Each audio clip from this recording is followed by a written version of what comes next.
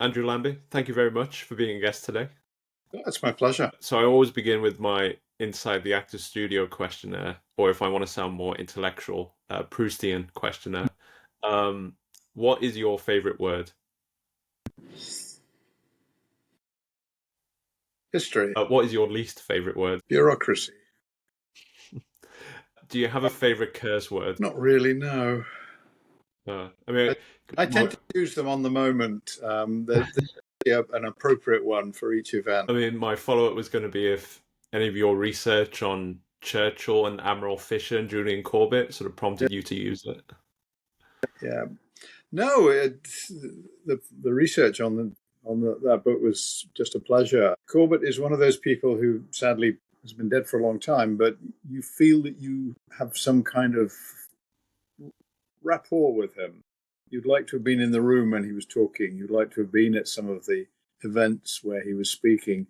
You'd love to have been at that dinner in his apartment when T. Lawrence turned up and they were talking about how the war should have been fought. That sense that you're in the presence of somebody who is profoundly insightful into the way the world works and is profoundly depressed by the inability of most of humanity to understand that things could be done better. What is the sound or noise that you love? A noise that I love, silence. What is the sound or noise that you hate? Unnecessary noise. Do you have any guilty pleasures? I do like playing music quite loud. What is your favorite book? Yeah, that's a hard one. I've got thousands and thousands of them. My favorite book is probably Julian Corbett's England in the 7 Years' War. And then finally, are there any fictional characters who you like to imagine yourself to be? No, I think it's been wild enough without imagination. So I thought I'd get out the way sort of definitions. Because I feel like strategy is one of those terms that has a lot of different definitions. My sort of overarching definition is that it's achieving your ambitions as stuff outside your control tries to stop you. And I wondered, like, how do you define it and how do you write about it? Yeah, I think a lot of it is about matching resources to ambition.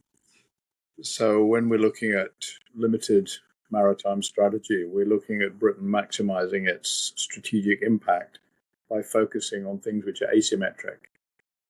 And when we look at the First World War on the Western Front, we look at Britain failing to do really basic common sense things and allowing other people to set the rules.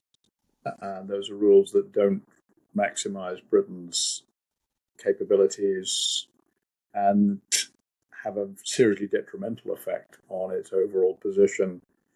Winning the war isn't the important thing. It's maintaining Britain's level of global power. And that's not possible if you've burned off that much money and that many people and that much industrial base by shifting your strategic position. So strategy for me is something where it's not about what you can do, it's about what you should do.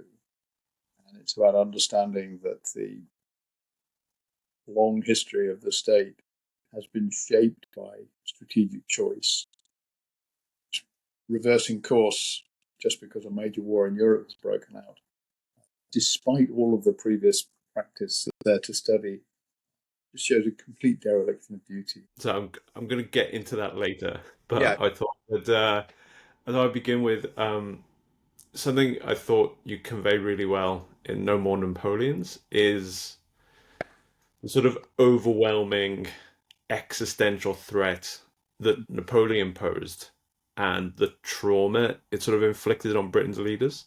I think today Napoleon's kind of overshadowed by the First and the Second World Wars, and it maybe seems as like one of a piece. But at the time, Britain had never really fought a conflict, sort of this big, this existential, and this long. So I thought I'd begin by asking, what was the state of mind of Britain's leaders in sort of 1814, 15? So when we get to this 20-odd year period of war, which has escalated from a pretty high base. The French Revolution is really disturbing. France is one of the great pillars of the European system. The British might fight the French, but these are limited wars, and as long as France isn't ruling the whole of Europe, that doesn't have a huge problem attached to it.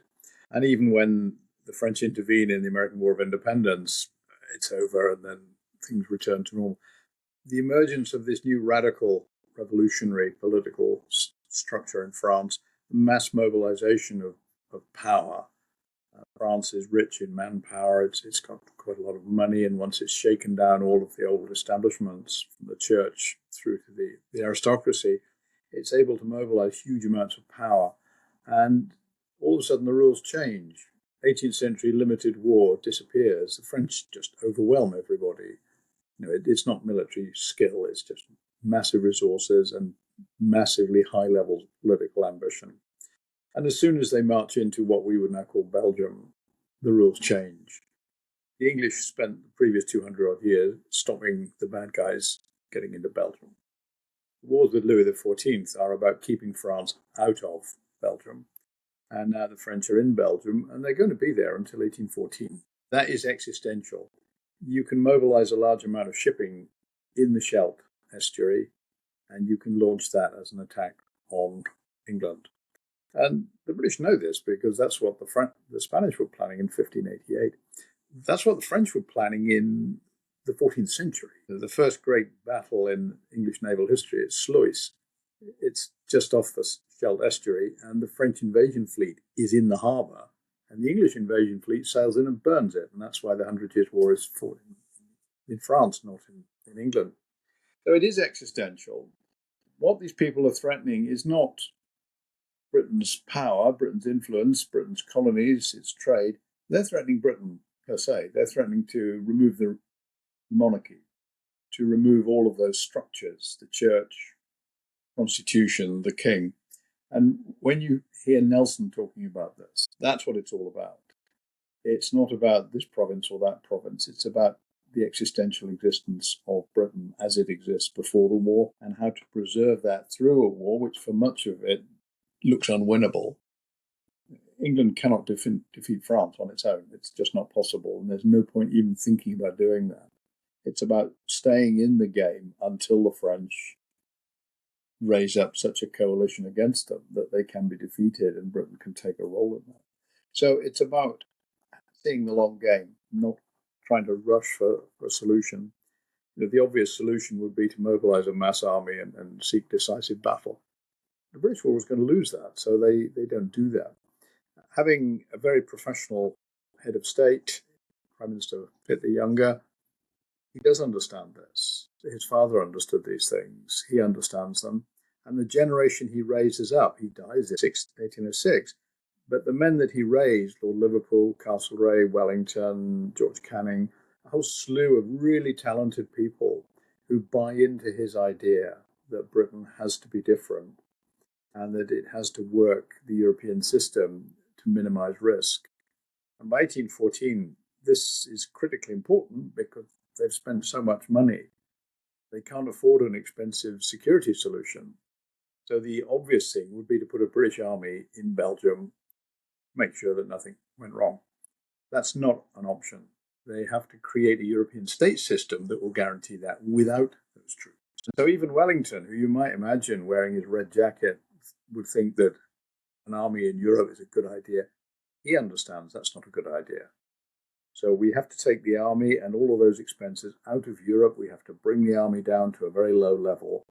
We have to bring the manpower of the Navy down low as well, just to get on top of the real problem for the 19th century, which is a very large debt burden. And what we're looking at the moment is a very large debt burden. And one of the easy ways of dealing with debt burdens is not to spend any money on defense, but that's disappeared as well. So these things are always complex. There are no easy fixes. It's well into the mid-19th century before they start to get on top of that debt burden. And by the time they're really making inroads on the debt burden, it's 1914, and But at least the debt burden is going down by 1914. Britain's credit rating is very high. It can borrow much more easily than all of its competitors in 1914, to the extent that most of its First World War borrowing is actually from the Americans for the French and the Russians. The Americans won't lend to the Russians at all, and they're not keen on lending to the French either. So Britain ends up with a very large debt burden in 1918, much of which is actually money raised by Britain for its allies. But that's all in the Napoleonic Wars as well. I mean, until I read your book, I hadn't actually realized you sort of, again, I'm sort of fascinated between the sort of what's the popular memory and then what's like the actual history.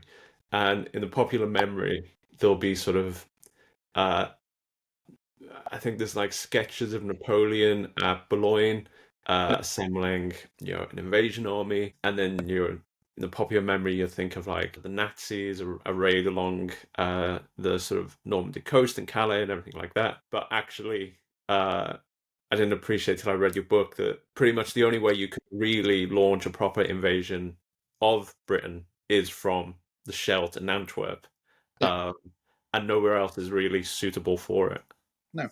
If you're at Boulogne with Napoleon, you can stand on the sandhills and you can look across and you can just catch a glimpse of England. But there is nowhere where you can assemble an invasion fleet. It's a small, dry harbour. All the harbours on the north coast of France, until they finish at Cherbourg, they're useless. You can't get enough ships in those harbours to be anything more than a token raid.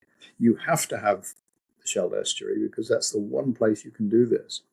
So Napoleon at Boulogne, he's not assembling an army to invade England. He's assembling an army to pin the English on the defensive. He's saying, I'm coming, and he's expecting the English to concentrate all of their power in England, not in Europe. That allows him to use those armies to march off and do other things. The Austerlitz campaign starts at Boulogne. 1807 campaign starts at Boulogne. 1812, quite a lot of that starts at Boulogne as well. It's the grand camp where the French army assembles to invade other countries. So it's about getting through this idea that Napoleon is all powerful and is able to invade at will. He isn't. And just like Hitler in 1940, he doesn't have the navy to do the job. And he's not going to risk a first-class army on the high seas in the face of an unbroken Royal Navy. Because in 1805 or 1940, that army would have been annihilated and it would have risen up fresh resistance to the imperialism of Hitler or Napoleon. Napoleon knows this. Once the threat from the Scheldt has been neutralized in 1809, the attack on Walcheren Island, Vlissingen, the British army drifts out of England and it drifts into Iberia, and it starts to become a real problem for the French. They don't have the logistics to get all the way to Lisbon. They can't maintain an army right across Spain because Spain is really very backward for communication, subsistence, agriculture. It's like Russia, only rather hotter. And the French army doesn't work there because the French army works on plundering supplies, food, as it moves through the countryside. And once you move into desperately poor bits of central Spain or central Russia, there isn't any food to steal. You're going to go hungry, your army will dissolve. So Napoleon's warfare is about fighting in Western Europe in relatively well-developed areas with relatively well-developed road networks. Once you go off the road and into these backward countries, it just breaks down. And the British know this. So the British in Iberia are supplying their army, hoovering up grain supplies from North America to feed the army that's marching through Portugal into Spain. And when they get up to the north coast of Spain and Bilbao, they just redirect those supplies to the nearest port. And the French can do nothing about this. So it's about using the power you have with more skill. Why are the British in Iberia? To stop the French having Lisbon. So there's a clear sense, once you've got the strategic underpinnings of all of this, you can almost predict the next move. But the popular account is very much about this happened and this happened and this happened. And the connection between those events is never very clear because there isn't a connection. French are driving this. The British are responding, and they're responding intelligently. They're not responding to every event. They're picking their moments, and they're picking the battles they need to fight. I'm fascinated by the idea about uh, Walcheren being a sort of success because, again, in the sort of popular memory, it was a sort of disaster, and it led to Castlereagh's resignation as war secretary. Um, and whereas actually it achieved the thing it was supposed to achieve. Well, Walcheren is a campaign that Napoleon is very worried about. What we find in 1805, Napoleon sends his fleet across the West Indies to try and distract the Royal Navy, hoping that he can creep an invasion across. I don't think he ever believed he could. He's just trying to keep the British busy while he does other things. Nelson defeats that campaign hands down. The French turn to Europe. Castlereagh, as Secretary of State for War, is talking to the emigre French General Charles de Mourier, who was planning the invasion of England back in the 1780s, 1770s. And de Mourier says, look, you mustn't let the French bully you into being on the defensive. You've got to seize the initiative. And the one place you can do that is Vlissingen on Walcheren Island, because that's where the French are going to invade from. Nelson already knew this in 1800. He was planning a big attack on Walcheren in 1800, 1801. William Bligh made the charts for him. They were getting ready to land an army on the island and take it, as they did in 1809. When he comes back from the West Indies, he goes to see Castlereagh in September 1805. And in Castlereagh's anteroom, he meets Wellington. And Wellington said, I don't know that I ever had a conversation that so fascinated me.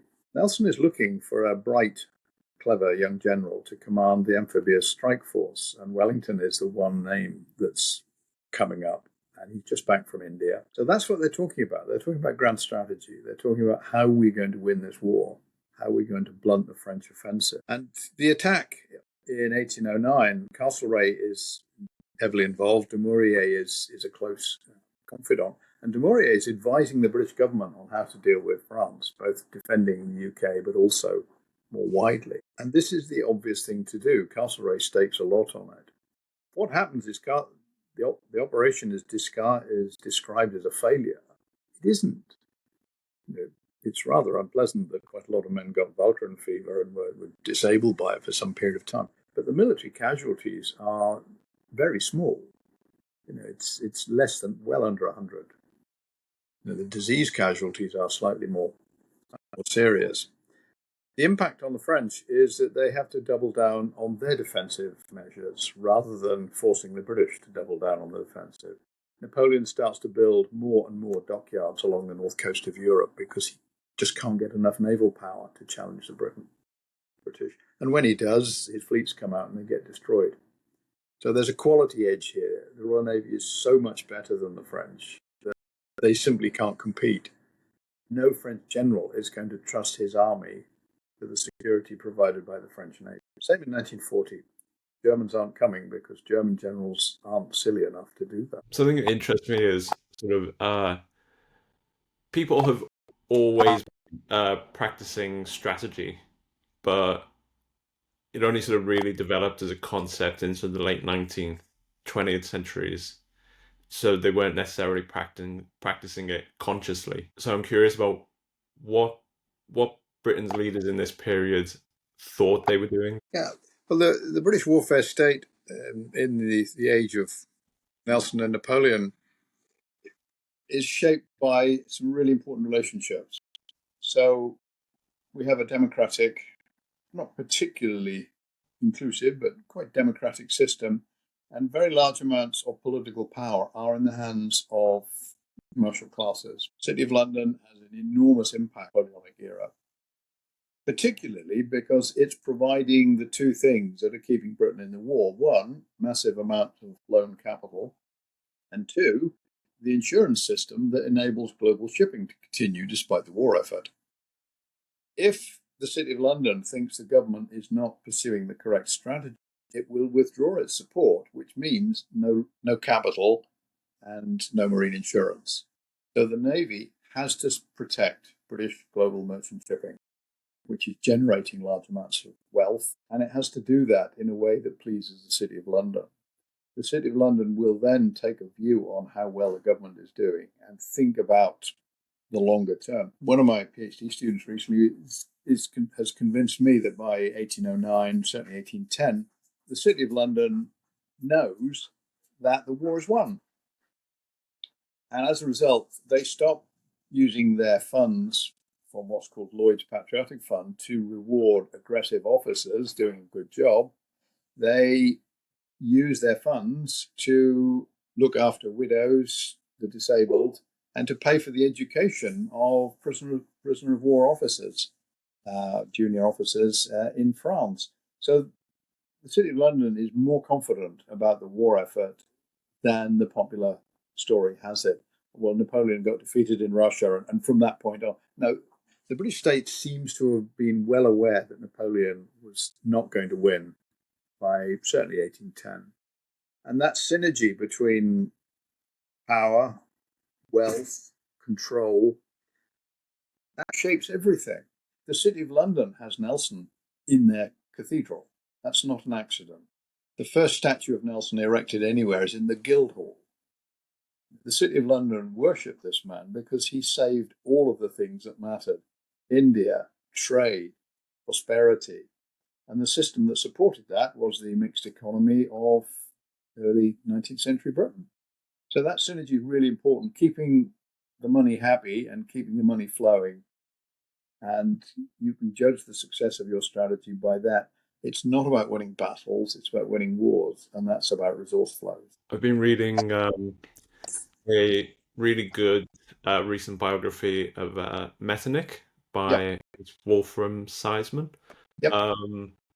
And even in that, with like continental powers, big battles are risky. And for other powers, not just Britain, risking battle with Napoleon is a real roll of the dice.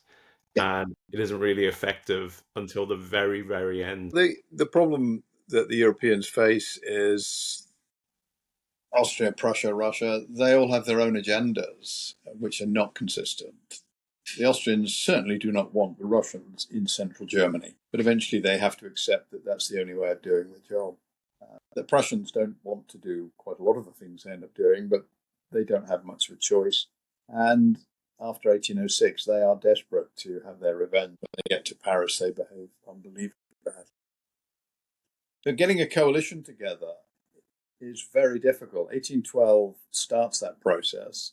Russia is no longer at war with Britain, it's now at war with France. And the British-Russian relationship picks up. And it's then about persuading all the other powers to fall in line into a general system, the main lines of which are: we want the French back in France, we don't want France running the whole of Western Central Europe, and we're going to create a structure which makes that politically possible. And that will require everybody to make sacrifices. There will be no overall winner. It will be a coalition effort, at the end of which France will be a nation state, much as it had been in 1790, and everybody else will have adjusted the boundaries to try and prevent the emergence of another threat, recognizing that France is not going to be stable. The history of the 19th century in Western Europe is the instability of France, leading to repeated crises, which have to be managed by different groups from within more conservative powers who end up winning the war. Russian military power is a very useful asset, but you really don't want the Russians in Western Europe because there's no telling what they will do and whether they'll go home. The point about Metternich is he's got this complex, multi-ethnic, multi-faith empire with many different vulnerabilities, and stability is the one thing he needs. He needs to stop people interfering in northern Italy, which the Austrians are powerful, in southern Germany, in the Balkans. And so he's constantly trading off in links with the French, the Prussians, and the Russians, the British. And he finds the British very agreeable because we don't really care much about Central Europe as long as it's quiet and there aren't any wars there. What we do worry about is countries like Russia and France that build big navies and look like they might challenge sea. So the Austrians are great. They don't have a navy at this period, and that makes them very good political allies. Castlereagh and Metternich get along because they have almost nothing where their interests overlap. We don't care about Central Europe. It's a long way away. It's not ours. And we do care about control of the sea, and we do deals with the Austrians around the end of the Napoleonic Wars, which make this very apparent. Taking the Ionian Islands, the Austrians could have had those, but the British ended up taking them. And then things inland, we're quite happy for the Austrians to take up there. So we give them access to more of northern Italy than we might have wished, because that builds a relationship which resists Russia moving west. Something else that really interests me is whether there is such a thing as grand strategy. And I used to believe there is, and then I kind of changed my mind and thought that there isn't. And now I kind of more lean towards it there is.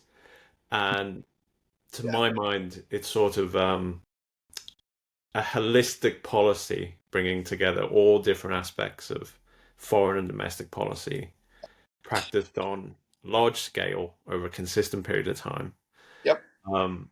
So I was really interested by a point you make in the book about how, because sort of strategy wasn't developed as a concept and that there weren't strategy books or texts or primers or anything like that, the government had to rely on sort of long-serving officials and politicians to sort of guide that policy.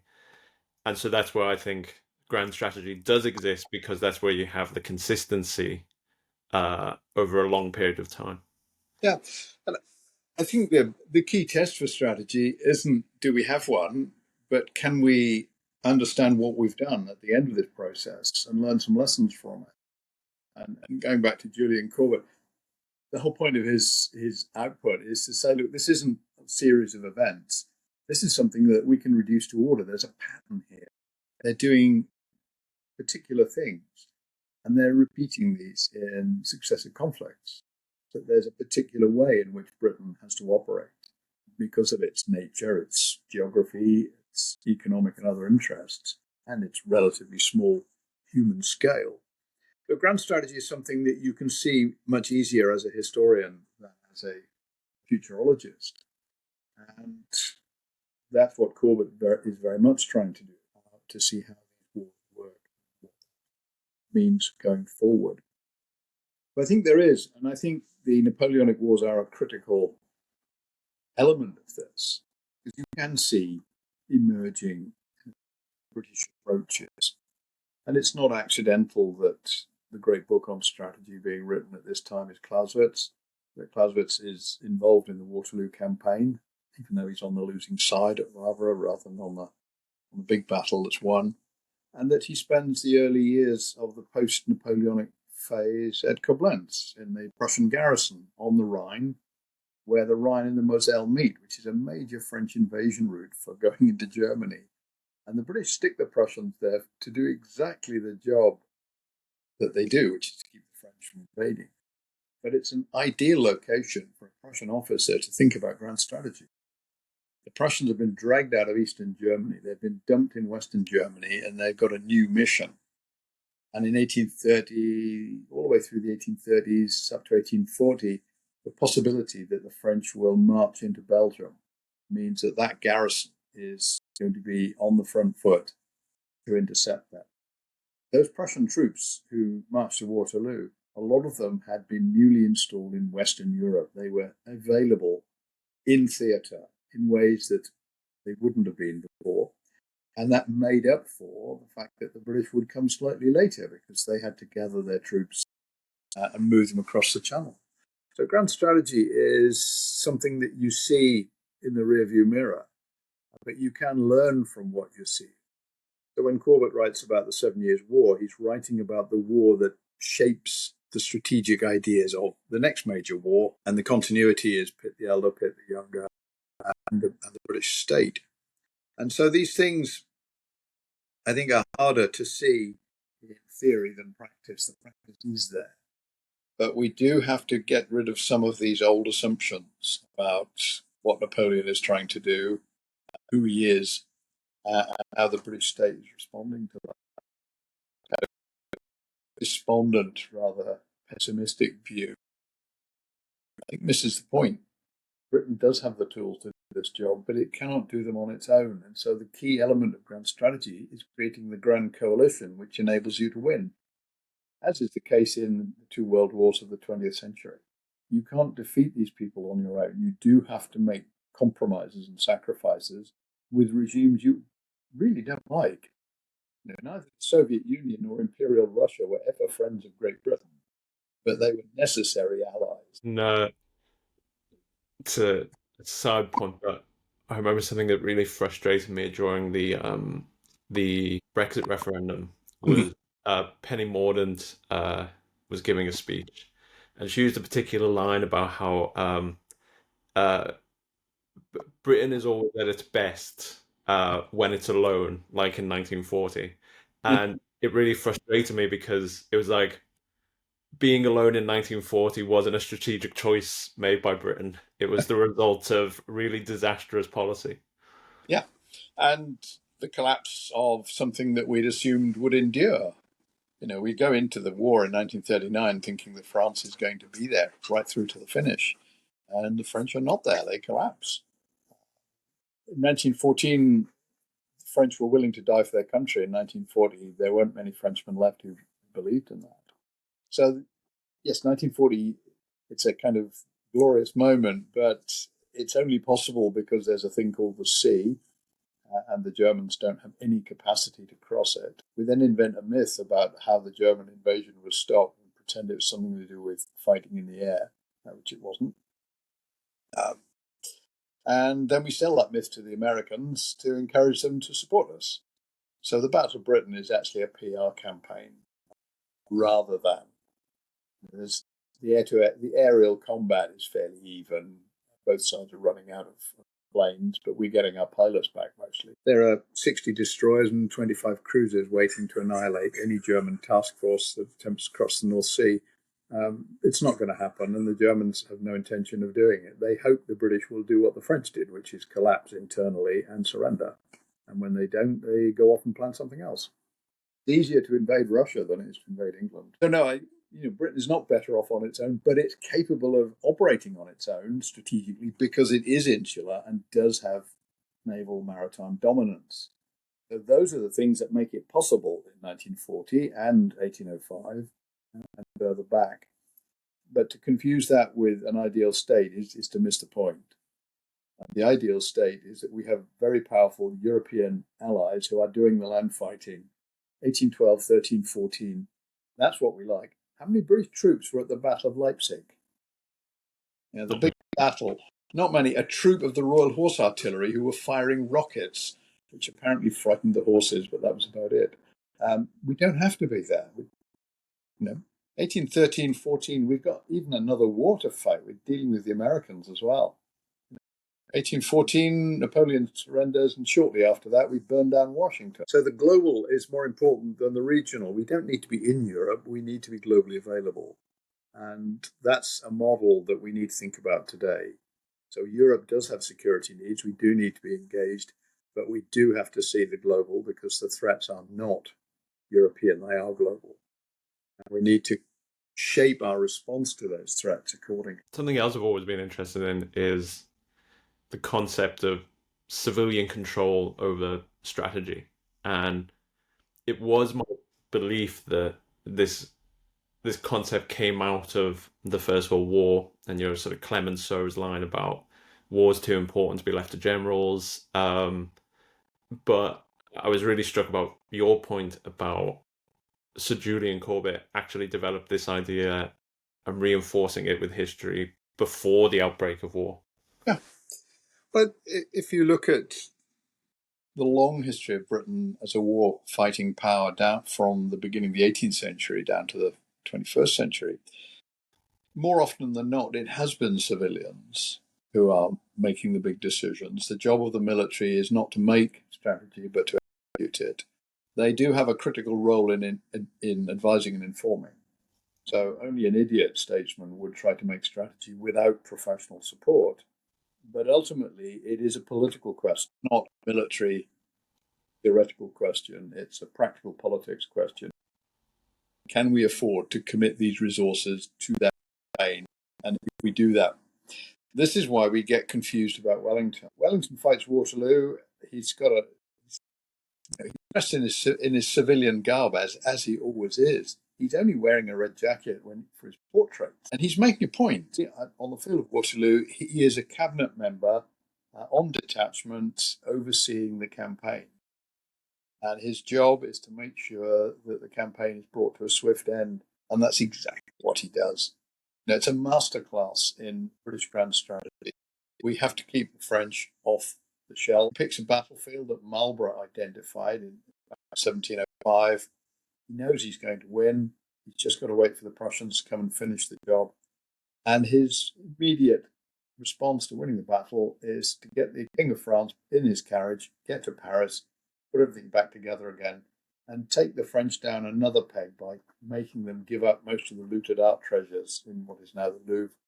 France is not to be the military, political, or cultural centre of Europe. That's the big lesson of the war. And Wellington, as ambassador in Paris, not general, ambassador in Paris, signatory of the Congress Final Declaration, is all about putting together a strategic system to support the grand strategy. And we get confused because we think of Wellington in a red jacket, but he doesn't wear it on the battlefield. He wears his civilians. He's operating as the overall strategic director.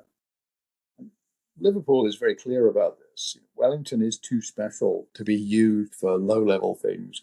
He has to be there for the highest levels. So his personal authority after Waterloo is such that in 1840, when France threatens to cross the Rhine, the Prussians give him command of their army.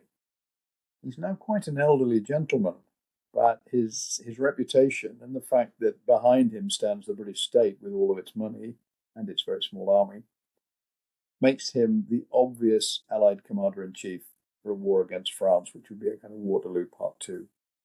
And that was exactly what he'd set up. The British would go to Europe with a small army led by Wellington. Wellington have a key role in the grand strategy of the campaign. This time the French did understand their history and they backed out very quickly. And we all forget that this happened. So the problem with a lot of history is we look at events and we forget that there are non-events which are equally important. France's failure to do certain things in the 19th century is one of the big lessons of the Napoleonic Wars. If we annoy everybody else in Europe, we will get beat, and that will be very bad for the government. And again, those are political strategic decisions. That's not French generals, that's French kings, presidents, heads of state making those choices. Years and years and years ago, I read a book Mark Urban wrote called Generals. Yeah. And it was, case studies of certain British generals. And I think that's always stuck in my mind when I read it. And I think I read it when I was 16, 17 or something. And his sort of recurring point is that generally the British Army dislikes politician generals, but actually the most successful British generals in history are those kind who straddle the two, like a Wellington. Yeah, there are only two great British soldiers, and the other one's Marlborough. Marlborough, I think, was probably greater than Wellington, perhaps, but these are the two men who understand war. Other British generals have understood battle, and a few of them have understood politics, but these two get the big picture. And the scale of their rewards reflects the scale of their achievement. These are not battle winners, these are war winners. I remember that book because I was writing for the same publisher at the time, and our shared editor insisted that I wrote a book called Admirals, which I used as a study of the evolution of naval command. And fitting that into the political domain. The Navy has always been more attuned to wider interests because it has this permanent 24/7 role defending trade and providing maritime security. The Navy is at war with bad people, peace and war, and still is. So the Navy has this role which is so much closer to the day-to-day economic interests of the state. and that partnership with the City of London.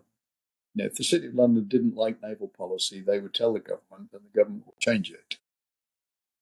And the convoy systems of the Napoleonic era, it's the City of London, Lloyd's insurance market, and the Admiralty that put that together. Lloyd's tell the Navy where the convoys are and where they're going, and the Navy says, right, this is the escort. And the whole system clicks into gear. 1917, convoy system fully reintroduced. Second World War, massively important. And again, it's the same resources. The intellectual resources of the 20th century convoy systems are exactly the same as they were in the Napoleonic era. The people who understand global shipping enable the Navy to provide protection.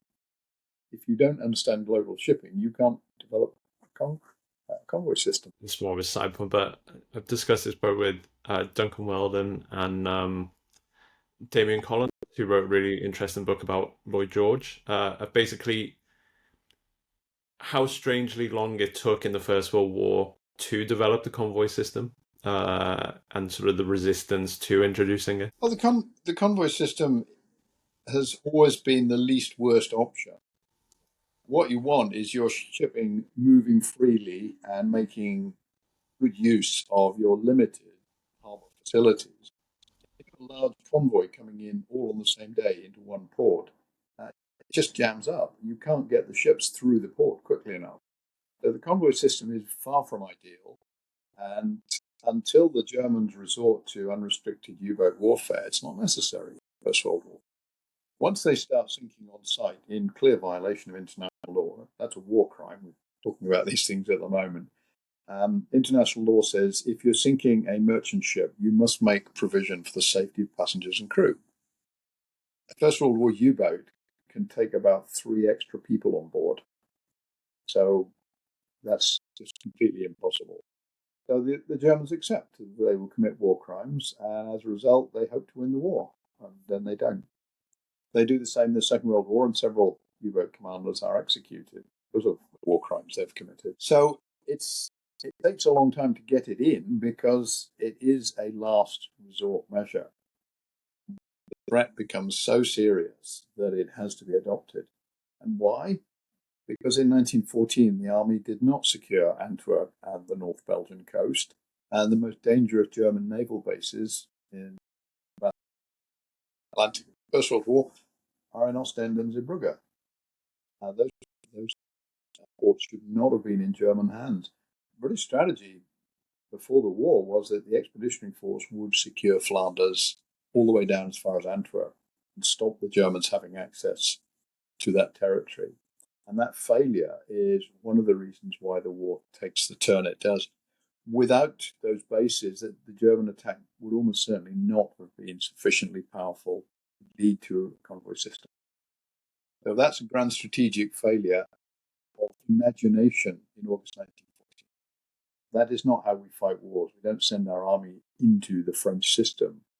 We look after our own interests within the wider pattern. There's several things we don't do in the First World War that should have been done by anybody who'd read what Corbett was publishing about previous wars. He'd done all the hard work, but there was just a massive resistance to thinking clearly about how Britain would use its enormous resources. In effect, mobilizing men like on the Western Front was not the right answer. I was about to turn to this of again with like history and popular memory and everything like that. The way things happened seems to have an inevitability, and there's a sort of general acceptance that basically the First World War had to be fought this way, and therefore the government should have done this, like sort of introduced conscription sooner than 1916 because it would have led to a more efficient distribution of manpower, and then all of the second and third order consequences of that. So I was really fascinated by this idea that there was a completely different strategy accepted and written about and developed at the time that could have been pursued that would have led to a different war. Well, the Corbett's work with Admiral Fisher before the First World War.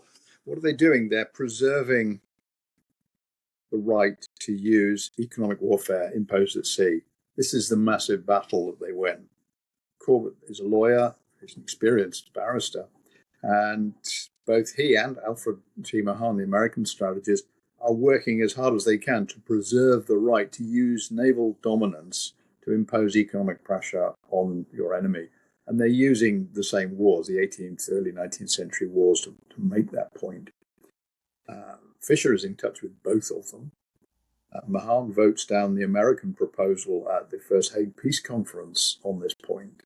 His instructions are to vote for, he votes against, and he says, no, we will need this. And he's right. And Corbett is coming along as well.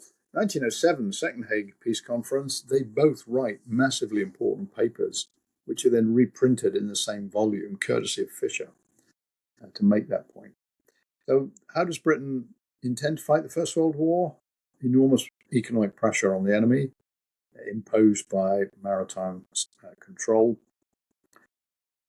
Fisher and Corbett are working on plans to send a fleet into the Baltic to cooperate with the Russians and cut the Germans off from Sweden, which is a major supplier of iron ore, steel, food, and even horses. So you can win the war by using your assets more intelligently. Fisher makes this explicitly clear to the Germans in 1905 when he sends the fleet into the Baltic. When Arthur Wilson's Channel Fleet turns up completely unexpected in a German harbour, the Germans realise that the British are serious, they are backing the French, and they've just lost. And they back out of that ungraciously. The failure of the British government to consider the plans that Fisher and Corbett developed for the Baltic in 1914-15 is bewildering. Having foolishly committed themselves to a main army strategy, they then compounded the error by allowing the soldiers to sort of dig themselves in and self-reinforce. Mobilizing every adult man in Britain would not have won the First World War, because you'd have destroyed the industrial base on which the war effort relied. You're taking men out of shipbuilding when you've got a crisis in the Atlantic of U-boat warfare. This is insane. These are skilled men. You don't take skilled men into the army. If you go back to the Napoleonic period, you recruit people who don't have too many skills, and you leave the skilled workers to do the thing that they do best. So you're destroying your industrial base in the hopes of winning a war on land when you've already won it at sea. These people are not thinking clearly, and they clearly do believe that soldiers know what war is about. And while for Germany, the opinion of a senior soldier might be an important strategic guide, for Britain, it isn't. Britain is an island. It doesn't need to think like that. It needs to think about global maritime economic control and the pressure it can exert from that, because it has to control those elements. It's not Britain taking command of the sea to impose economic pressure. It's taking command of the sea to prevent itself losing the war. And once you've achieved that level, you should then go on to weaponize it and to use it as your offensive base, not setting up a whole new and different offensive base. So we have two separate wars. The army is fighting this war in the middle of the French front, and the Navy is fighting the whole of the rest of the war. World War I ends on December 8th, 1914. The last German force outside Europe is destroyed. From that point on, it's about controlling resource flows and stopping the Germans accessing resources, maximizing Britain's resources. And that's global, and it's maritime, and it's economic. It wasn't the British Army that won the First World War. The Allies had already won it by the end of 1914. It was about finishing it. I was going to sort of end with, briefly touched on this, but there are a lot of similarities, I feel, between this debate about the First World War and debates now about rearmament and dealing with the threat that Russia's posing. And there does seem to be a similar assumption about the best way for Britain to respond to, say, large-scale Russian push west would be sort of mass mobilization, committing huge forces to the continent, being various military figures talking about like national service and conscription. Um, on this show several weeks ago, I talked to the Labour MP Jeevan Sander, and he's very much writing a lot about how the government needs to start preparing intellectually and policy wise for a kind of total war mobilization. And so I'm curious if there's anything we can learn from sort of Julian Corbett about dealing with sort of Russia and Ukraine today. Yeah, I think there is. I started my career writing about the Crimean War, but I didn't start it by looking at what happened in the Crimea. The capital of Russia was then St. Petersburg, and the main Russian trade access is through the Baltic. And Russia's main security concerns were in the Baltic as well, keeping control of Eastern Europe. So the Crimea, which everybody references, is an amphibious strike to take out a Russian naval base. Sevastopol is the base of Russia's Black Sea Fleet, and it's the Black Sea Fleet that enables Russia to threaten to knock out the Ottoman Empire and gain access to the Mediterranean. British have been thinking about this for a long time. Go into the Black Sea, take command of the sea, launch 50-odd thousand troops to take out Sevastopol. It doesn't go as quickly as it should have done, but ultimately Sevastopol is captured, the entire Russian fleet is sunk, destroyed, and the entire naval base is blown to pieces by the British Army, whose main job is indeed the demolition of other people's naval bases. The main theatre for the British effort, the main fleet, is in the Baltic.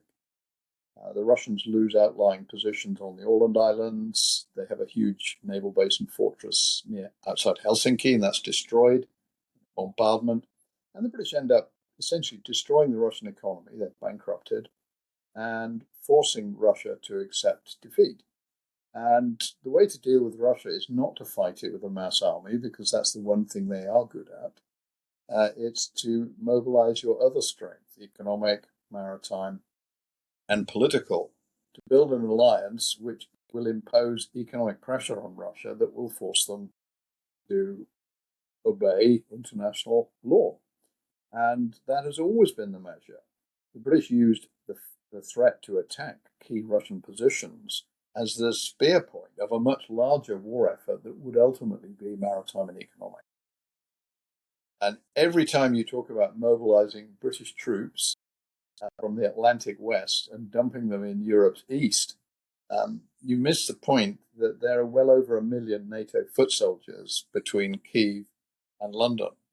And with the accession of Finland and Sweden, that number is much more than 1 million. Britain doesn't need to do anything on those grounds. It needs to toughen up its economic pressure points. It needs to make the City of London and indeed other world economic markets ready to operate these measures. It needs to expand the Navy to ensure that wherever the Russians are trying to evade sanctions, there will be warships with the legal authority to stop and impound those vessels, and that does not include the United States Navy, because they don't have that authority. The Royal Navy is in possession of a huge reservoir experience of how you use economic pressure to take down hostile regimes. That's how Britain can apply pressure. We stop the Russians exporting and selling very large cargoes of relatively low-grade product, oil, gas, fertilizer. These things go in big ships, and the City of London knows where every last one of them is, as it did in 1914, and we can control, monitor, and cut these. The Russians have to get out of the Black Sea or the Baltic to trade. Denmark and Turkey are NATO members. They can stop this immediately. And at that point, Russia has no economy. It's not going to be able to sell any oil to India or China or anybody else, and the money will run out. That's how you defeat the Russians. Don't fight them on the battlefield. That's the one chance they have of winning. You're getting into the wrong ring for the wrong reasons, and you will lose. And even if you don't lose, the cost will be, as with the First World War, so unpleasant that nobody will think about doing anything positive about a great nation for a very long time to come. I mean, my joke is sort of Putin is someone who has Hitler's ambitions but only Mussolini's capabilities. And the underlying thinking behind the joke is that um, how do you engage with someone who does have these grand Hitler-esque, Napoleonic kind of visions, but actually the actual military capability is severely limited, and it's like the best way to deal with that is to, for want of a best phrase, fight smart in the sense of several months ago I interviewed Keir Giles and he was talking about how Britain's air defenses are sort of almost non-existent, and so Russia could launch a big attack. Uh, and I sort of think, therefore, something Britain should try to do is something like Operation Spiderweb and destroy Russia's strategic bombers on the ground at the time. That's the kind of thing you ought to do, rather than people think Hitler, Second World War, mass mobilization, big thingy land battles. That's what we need to prepare for now. No, that's running to all the wrong conclusions. Russia's strategic bomber fleet, large parts of it are my age. They're the same color, kind of silvery grey. Tu-95 is a swept-wing B-29. They were built in the early 1950s. They're junk. And instead of the RAF scrambling interceptors to go out and police them, they should send the Battle of Britain flight. These things have propellers on it. It's a joke. The missile thing is slightly less of a joke, but the idea that the Russians are going to start firing nuclear capable, and I use that word advisedly, nuclear capable missiles without expecting World War III to begin instantly is just in defiance of all common sense and logic. The Russians will not fire intercontinental ballistic missiles against anybody unless they mean to start a thermonuclear war. So we need to play smart. Russia does not have what it takes to win a major war against NATO. Just not possible.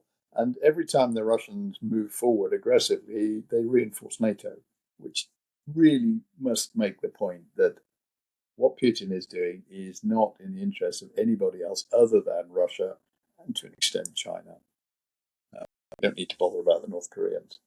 Probably helps the Iranians as well. So we need to think much more clearly about these things. We need to think about how we can decouple some of those partnerships, how we can make it more attractive for China to back away from Russia. I wouldn't be surprised if the Israeli and American attacks on Iran were deliberately designed to achieve some of that effect by taking out a major ally in the Middle East. That would change the overall global strategic balance. It would reduce the diversity of threat, which currently can be a bit of a problem. Where are the threats? Well, the threats in many different sectors. So intelligence strategy would be to take out some of the low-hanging fruit as soon as possible, to exploit opportunities that are being created,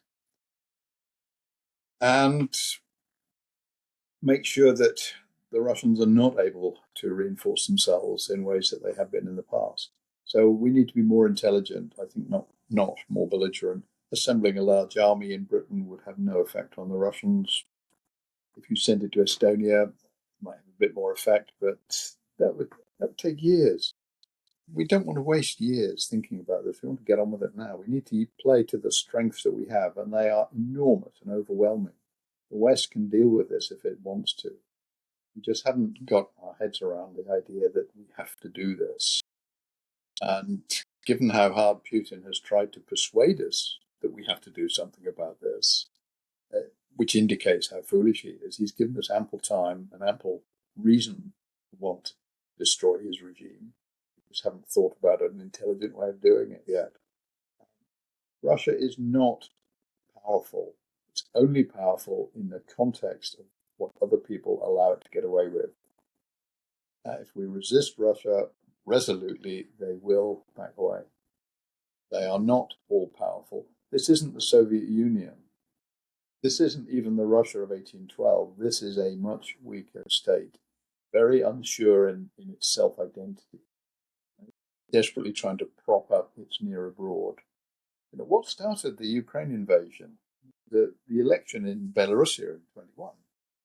the fear that all of these dependencies on the western border would be lost. So they propped up Minsk, and now they've been trying to recover Ukraine. So the Russians are worried, frightened, and alarmed.